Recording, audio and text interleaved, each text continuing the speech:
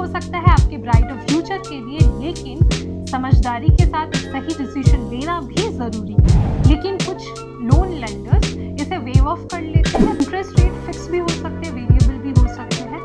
Federal loan offer करते हैं काफी लोअर इंटरेस्ट रेट स्टूडेंट को as compare to private market. क्या एजुकेशन लोन लेना जरूरी है? 3 चीजों के बारे में जानकारी रखना बहुत जरूरी है, और वो 3 चीजें हैं। फेडरल स्टूडेंट लोन, ये लोन गवर्नमेंट के द्वारा स्पॉन्सर किया जाता है, जिसका इंटरेस्ट रेट फिक्स्ड रहता है और इनके रीपेमेंट की जो ऑप्शन है वो ज्यादा फ्लेक्सिबल है कि आप लोन कहाँ अप्लाई कर सकते हैं। जैसे ही आपको एक रिकॉग्नाइज्ड इंस्टीट्यूशन में एडमिशन मिल जाता है, आप तभी लोन के लिए अप्लाई कर सकते हैं।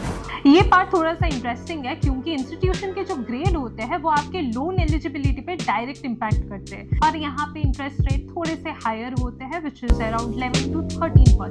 अगर आप AA और A ग्रेड इंस्टीट्यूशन को एम कर रहे हैं तो फिर आपको एजुकेशन लोन हाई भी मिलेगा और टर्म्स भी काफी बेटर रहेंगे। ये कॉमन मिसकंसेप्शन है कि आपका एजुकेशन लोन 100% आपका एक्सपेंसेस कवर करता है।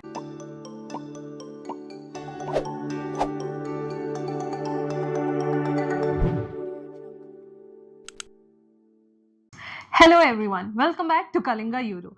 क्या आप हायर एजुकेशन की प्लानिंग कर रहे हैं और उस एजुकेशन को आप फंड किस तरह से और कैसे करेंगे उस बारे में लेके आपके पास कोई जानकारी नहीं है? तो ये वीडियो आप सभी के लिए है। तो आज इस वीडियो में हम एजुकेशन लोन के ऊपर बात करेंगे। ये जानने की और समझने की कोशिश करेंगे कि एजुकेशन लोन कितने टाइप के होते हैं, इनकी एलिजिबिलिटी क्राइटेरिया क्या है, रीपेमेंट टर्म से लेके क्रिटिकल फैक्टर्स जैसे कि institution grade, collateral and even tax benefit के ऊपर भी हम बात करेंगे। तो आप इस वीडियो को पूरी तरह से देखिएगा ताकि कोई भी इंफॉर्मेशन आपके द्वारा स्किप ना हो। तो बिना टाइम गवाए लेट्स गेट स्टार्टेड। चलिए शुरुआत करते हैं सेगमेंट 1 एक सवाल के साथ। क्या एजुकेशन लोन लेना जरूरी है? क्या आपको एजुकेशन लोन लेना चाहिए? एजुकेशन लोन एक गेम चेंजर है, क्योंकि वो आपके फाइनेंशियल गैप को कवर करता है एंड आपको आसानी होता है कि आप अपने पढ़ाई पे कंसंट्रेट कर पाए, बिना ये सोचे कि आगे के एक्सपेंसेस आप कैसे कवर करेंगे। लेकिन 3 चीजों के बारे में जानकारी रखना बहुत जरूरी है, और वो 3 चीजें हैं ये: आपका future earning potential, reputation of the institution and the course जो आपने चूज किया है, क्या वो रेलिवेंट है आपके करियर गोल के साथ। ये ध्यान में रखना बहुत जरूरी है कि आप लोन के रीपेमेंट टर्म्स के बारे में जानते हैं, उनके बारे में जानकारी है, और आप श्योर है इस चीज को लेके जब आप अपना ग्रेजुएशन कंप्लीट करेंगे, क्योंकि लोन एक कमिटमेंट की तरह होता है। अब आता है सेगमेंट 2 पे। यहाँ पे हम जानने की कोशिश करेंगे कि एजुकेशन लोन कितने टाइप्स के होते हैं। लोन 2 टाइप्स के होते हैं। फर्स्ट है डोमेस्टिक लोन, यानी कि जो अपने ही देश में पढ़ाई करना चाहते हैं। अगर आप फोकस है इंडिया में ही पढ़ाई करने के लिए, तो आप डोमेस्टिक लोन का ऑप्शन ले सकते हैं। दूसरा ओवरसीज एजुकेशनल लोन, जो विदेश में जाके पढ़ाई करना चाहते हैं। लोन को हम 2 भाग में क्लासिफाइड कर सकते हैं। पहला फेडरल स्टूडेंट लोन, ये लोन गवर्नमेंट के द्वारा स्पॉन्सर किया जाता है, जिसका इंटरेस्ट रेट फिक्स्ड रहता है और इनके रीपेमेंट की जो ऑप्शन है वो ज्यादा फ्लेक्सिबल है। दूसरा प्राइवेट स्टूडेंट लोन्स, ये लोन्स प्राइवेट लेंडर के द्वारा स्पॉन्सर किया जाता है, जिनका इंटरेस्ट रेट फिक्स नहीं होता, प्लस इनकी जो एलिजिबिलिटी क्राइटेरिया होते हैं थोड़े से स्ट्रिक्टर साइड में होते हैं। अब बात करते हैं सेगमेंट 3 के बारे में कि आप लोन कहाँ अप्लाई कर सकते हैं। जैसे ही आपको एक रिकॉग्नाइज्ड इंस्टीट्यूशन में एडमिशन मिल जाता है, आप तभी लोन के लिए अप्लाई कर सकते हैं, और जो लोन देते हैं वो 3 चीजों को ध्यान रखते हुए देते हैं।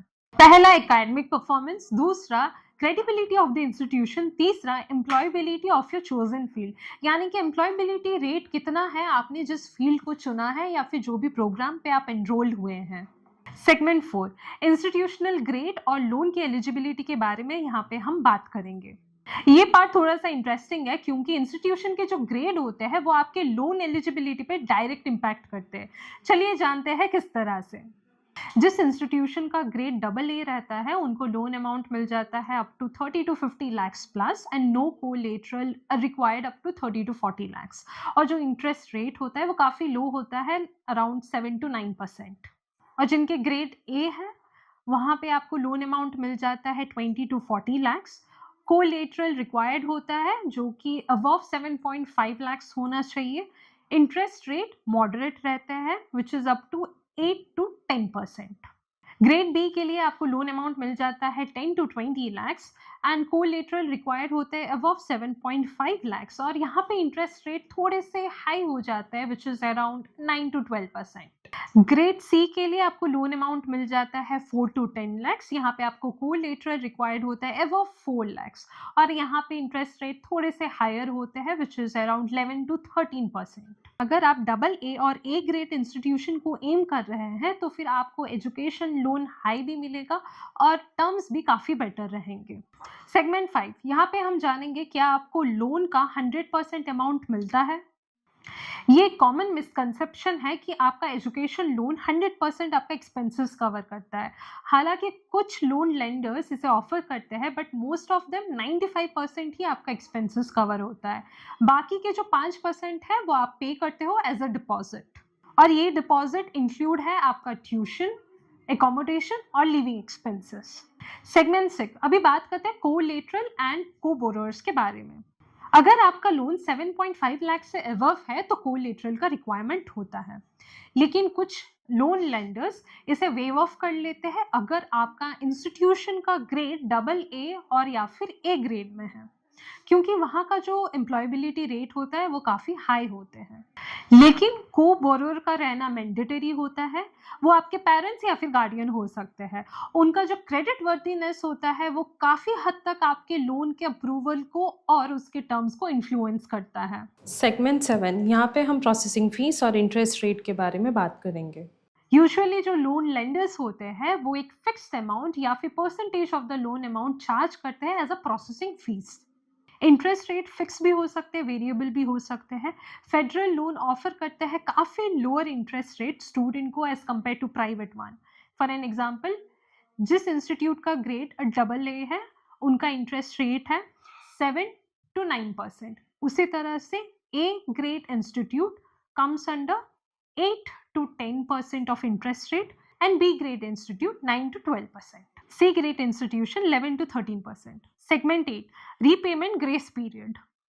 ज़्यादातर एजुकेशन लोन्स जो होते हैं वो आपको ग्रेस पीरियड देते हैं 1 ईयर तक आपके कोर्स कंप्लीट होने के बाद। इसी वक्त के दौरान आपको टाइम मिल जाता है कि आप एक जॉब को सिक्योर कर पाएं सो दैट आपका रिपेमेंट आप शुरू कर सकते हैं। सेगमेंट 9, चलिए जानते हैं गवर्नमेंट स्कीम और टैक्स बेनिफिट के बारे में। अगर आप इकोनॉमिकली वीकर सेक्शन से आते हैं तो गवर्नमेंट स्कीम जैसे कि central sector interest subsidy help करेंगे आपके इंटरेस्ट को कवर करने के लिए during your moratorium period.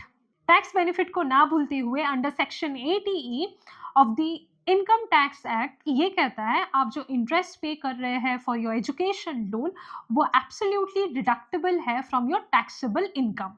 Last segment यानी कि सेगमेंट 10, कुछ टिप्स आपके स्टडी अब्रॉड के लिए। अगर आप स्टडी अब्रॉड के लिए प्लान कर रहे हैं तो ध्यान में रखिएगा कि आपके जो लोन्स हैं एंड रीपेमेंट ऑब्लिगेशंस है वो आपके exchange rate, higher living expenses और वीज़ा रिक्वायरमेंट्स को कवर कर रहे हैं। ये एक टिकट हो सकता है आपके ब्राइट फ्यूचर के लिए, लेकिन समझदारी के साथ एक सही डिसीजन लेना भी जरूरी है। अगर ये वीडियो आपको हेल्पफुल लगा इसे थम्स अप के साथ अपने दोस्तों के साथ भी शेयर कीजिएगा। कलिंगा यूरो को सब्सक्राइब कीजिएगा for more such informative content. Thank you for watching and all the best for your educational journey.